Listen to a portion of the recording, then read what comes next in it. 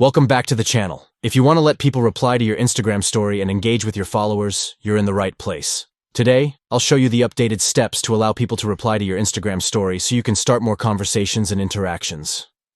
Let's dive right into it. Step 1.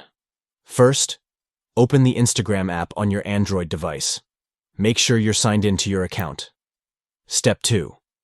Once you're in, tap on Your Story, located at the top left of your screen. This will bring up your Instagram story options. Step 3. On the story screen, tap the gear icon at the top right corner to open your settings. Step 4.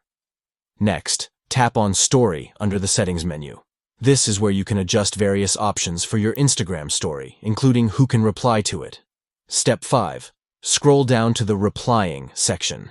Here, you'll see two options, Everyone and People You Follow. If you want anyone to be able to reply to your story, choose Everyone. If you prefer only people you follow to reply, select People You Follow. And that's it. You've now successfully set up your Instagram story replies.